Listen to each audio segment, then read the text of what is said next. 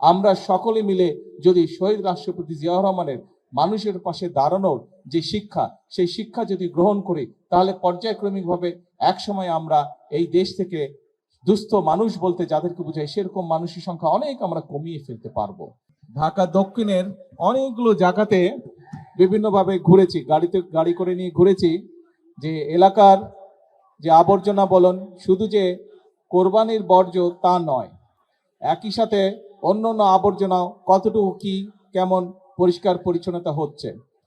আমরা যারা এই ঢাকা শহরে বসবাস করি, আমরা যারা এই বাংলাদেশের নাগরিক, এটি আমাদের দেশ, এটি আমাদের শহর। অবশ্যই সিটি কর্পোরেশনের কাজ আছে, সেগুলা তারা করবে। সিটি কর্পোরেশনের যেরকম পরিচ্ছন্নতা কর্মী আছে, ওনারা কাজ করছেন, ওনারা পরিষ্কার করছেন, কিন্তু শহরের নাগরিক হিসাবে, প্রত্যেকটি নাগরিক হিসাবে আমাদের একটি দায়িত্ব আছে যে আমরা কম ময়লা করব, যতটুকু সম্ভব কম ময়লা করব। তাহলে শহরটি যেরকম পরিষ্কার থাকবে, শহরটি পরিষ্কার থাকলে আপনাদের হাঁটা চলার, আমাদের সকলের হাঁটা চলার যেরকম সুবিধা হবে, একইভাবে আমাদের কাছে পরিবেশটাও ভালো হবে এবং একইভাবে পরিচ্ছন্নতা কর্মী যারা আছে তাদের পক্ষেও সুবিধা হবে শহরটিকে আরো বেশি পরিচ্ছন্ন করে রাখা।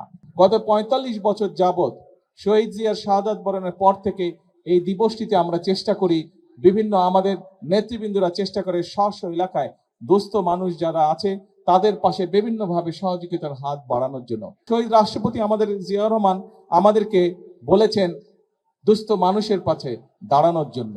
শহীদ রাষ্ট্রপতি জিয়াউর রহমান আমাদেরকে দেখিয়েছেন কিভাবে কাজ করার মাধ্যমে আমরা দেশকে গঠন করব। আমরা রাজনৈতিক দল হিসেবে আমাদের অবস্থান থেকে আমরা চেষ্টা করব, সরকার বিভিন্ন পরিকল্পনা কর্মসূচি গ্রহণের মাধ্যমে চেষ্টা করবে সচ্ছল মানুষের সংখ্যা বৃদ্ধি করার জন্য, কর্মসংস্থান তৈরি করার পাশাপাশি শিক্ষা সুবিধা তৈরি করার পাশাপাশি বিভিন্ন কর্মসূচির মাধ্যমে এই সমস্যাটি সমাধানের চেষ্টা করবে। একই সাথে যদি এই দেশের নাগরিক হিসাবে, এই শহরের নাগরিক হিসাবে সচ্ছল ব্যক্তি যারা ব্যক্তিবর্গ আছেন তারাও যদি একইভাবে এগিয়ে আসেন, তাহলে আমরা দ্রুতই আমাদের এই দেশের ভাগ্যের পরিবর্তন করতে পারবো, দেশের মানুষের ভাগ্যের পরিবর্তন করতে পারবো।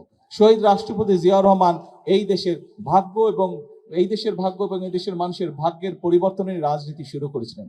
গত 12ই ফেব্রুয়ারি নির্বাচনে আল্লাহর রহমতে বাংলাদেশের মানুষ বাংলাদেশ জাতীয়তাবাদী দলকে দেশ গঠনের দায়িত্ব দিয়েছে।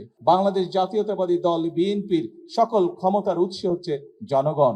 কাজেই সেই জনগণের সহযোগিতা যদি আমাদের সাথে থাকে, সেই জনগণের সাহায্য যদি আমাদের সাথে থাকে, সেই জনগণের সমর্থন যদি আমাদের সাথে থাকে, ইনশাল্লাহ বাংলাদেশ জাতীয়তাবাদী দল ধীরে ধীরে বাংলাদেশের মানুষের এবং এই দেশের ভাগ্যের পরিবর্তন করতে পারবে। আজ এটাই হোক আমাদের শপথ, এটাই হোক আমাদের প্রতিজ্ঞা যে আমরা সকলে নিজ নিজ যোগ্যতা অনুযায়ী দেশ গঠনের কাজে হাত দিব।